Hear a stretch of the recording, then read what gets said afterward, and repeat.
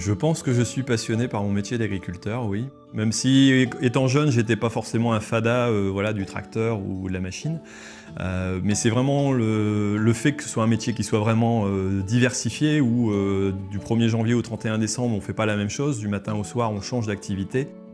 Qui vont voilà, des soins de base classiques, donc la préparation de sol, les semis, le suivi des cultures, les récoltes et ensuite tout ce qui est annexe, c'est-à-dire la gestion, la comptabilité. On voit énormément de choses, on peut apprendre énormément de choses et on peut aussi développer ses connaissances et j'allais dire ses pratiques en fonction de ses goûts à soi. On peut développer une telle ou telle production en fonction de son envie, quoi.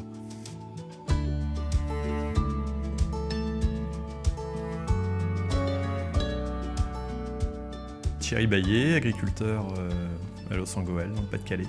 Au niveau des productions agricoles, donc, je fais de la pomme de terre, de la betterave, de la carotte. Et puis j'ai une activité de centre équestre, donc avec des chevaux en pension dont on s'occupe à la place des propriétaires qui n'ont pas la place forcément pour les loger, quoi.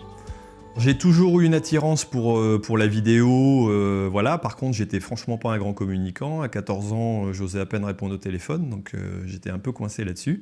Par contre, ce qui a fait qu'à un moment donné, je me suis dit il faut absolument expliquer l'agriculture. C'est que mon fils, qui était à l'école, dans une école de ville à côté d'ici, s'est fait insulter parce qu'il était fils d'agriculteur. Alors, je ne sais pas exactement ce qu'il a eu comme insulte, mais c'était une image très péjorative et très décalé de ce que je vis, quoi. Et lui, il s'est pas rendu compte que le métier que j'avais pouvait avoir une vision décalée par d'autres personnes. Donc c'est vrai que ça a été quand même un choc sur le coup. Et puis c'est dans le temps de la réflexion, quelques temps plus tard, enfin 3 ou 4 mois après, je me suis dit pourquoi pas utiliser la vidéo que j'avais déjà utilisée. J'avais vu la puissance de YouTube pour pouvoir diffuser voilà, certaines vidéos sur du matériel agricole. Pourquoi pas essayer d'avoir une chaîne qui explique justement le métier d'agriculteur. Mon objectif est de vous expliquer simplement, avec mes moyens et mes connaissances, ce qui pour moi est le plus beau métier du monde. Alors donc le blog, ça s'appelle Agriculteur d'aujourd'hui. C'est le nom que j'ai choisi au départ pour expliquer l'agriculture d'aujourd'hui, voilà, montrer ce que c'est. J'essaye d'expliquer vraiment de A à Z les finesses de l'agriculture dans toute j'allais dire, dans toutes les activités qu'on peut avoir. Donc ça peut être dans le bureau, expliquer voilà, comment on utilise des nouvelles techniques avec, à base de GPS, de drones. C'est dans les champs, aller vérifier comment on règle un semoir, comment on utilise telle ou telle chose, comment se récolte la pomme de terre de A à Z, parce qu'on a beau avoir des frites dans son assiette, on ne sait pas forcément comment on arrache une pomme de terre, quelle machine on utilise. Donc c'est vraiment montrer toutes ces facettes-là, et aussi parfois la facette humaine, l'organisation qu'on peut avoir ensemble, justement dans la coopérative. Et puis voilà, essayer vraiment de montrer que c'est un métier complet et que c'est pas aussi simple que ce qu'on pourrait croire. Comment est arrivé Olivier Roland? Je connaissais un petit peu d'avant, j'avais vu un peu le blogging et j'avais ouvert un petit blog pour Macuma pour essayer d'expliquer l'utilisation du matériel. C'est vrai que je suis pas forcément dans le style classique d'un blogueur avec de l'écriture, mais j'ai utilisé toute la structure, j'allais dire, des informations que j'ai pu avoir dans la formation Blogueur Pro pour capter, j'allais dire, les auditeurs, donc que ce soit des titrages, que ce soit l'utilisation du référencement, comment on essaye de le placer. Et donc j'ai utilisé ce système-là pour pouvoir développer. Alors, Yako, t'as pas fini, non? Forcément, quand on part sur une formation qui a un certain coût, on hésite, hein, c'est pas toujours évident. Moi, après, ce qui a fait que j'ai voulu adhérer, c'est que j'avais suivi quand même Olivier Roland depuis quelques temps, donc dans ses blogs, dans ses bouquins. J'adhérais à la mentalité, à la réflexion, voilà, à l'idée. Je me suis dit, même si voilà, j'avais pas d'intention économique derrière au départ, je me suis dit ça m'aidera toujours à utiliser ça justement pour communiquer, en particulier voilà, sur l'agriculture, utiliser toutes ces techniques-là. Et c'est vrai que c'est ce qui m'a poussé à dire bah voilà, je passe le pas et puis je suis la formation pour progresser, quoi. Je pense qu'à partir du moment où on a envie, on peut trouver le temps de ce qu'on veut.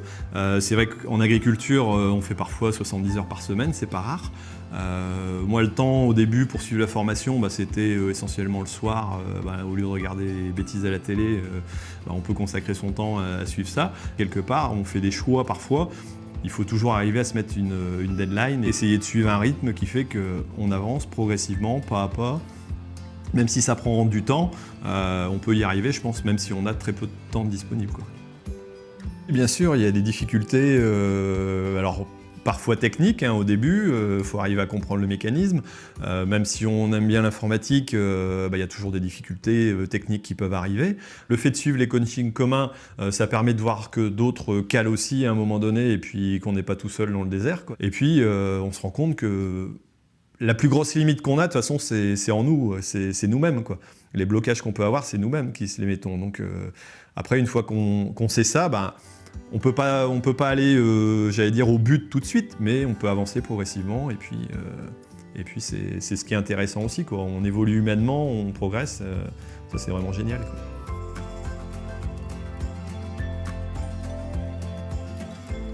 Le blogging, j'allais dire, m'a pas apporté que la formation. En réalité, le fait de développer une activité sur YouTube m'a fait vraiment connaître du milieu agricole, j'allais dire, global.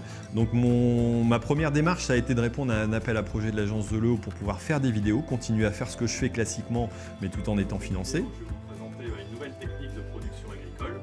Alors sur le total des activités que j'ai pu avoir, grâce à les vidéos et en plus de la formation, j'ai fait 60 000 € de chiffre d'affaires donc l'an dernier. Donc c'est vrai que c'est pas négligeable. Dont sur le lancement, donc en 2 fois, j'ai fait la première fois 16 000, la deuxième fois 8 000 €. En même temps, voilà, la rentabilité va être dans le temps aussi. Je vais relancer là au mois de juin, je relancerai tous les 6 mois à peu près, tout en implémentant un petit peu la formation. Et pourquoi pas repartir sur un autre sujet après. Voilà, donc une fois que la mécanique est en route, c'est vrai que ça aide, quoi. Ça pallie parfois un peu aux difficultés économiques de l'agriculture, parce qu'en ce moment, c'est pas la joie. Donc, mais c'est de dire, ça peut me permettre d'acheter du matériel, de financer des voyages, de me déplacer plus facilement, donc d'être un peu plus indépendant aussi, et puis de pouvoir choisir, voilà, une forme de liberté, même dans mon métier d'agriculteur. Je peux prendre 2 jours, je sais que si je paye 2 personnes pour me remplacer ou une personne pour me remplacer à ce moment-là, c'est tout, j'ai de l'argent à côté, donc c'est pas gênant, quoi. Voilà, en plus de l'économique, c'est aussi de la liberté et puis du choix dans ce que je veux faire, quoi.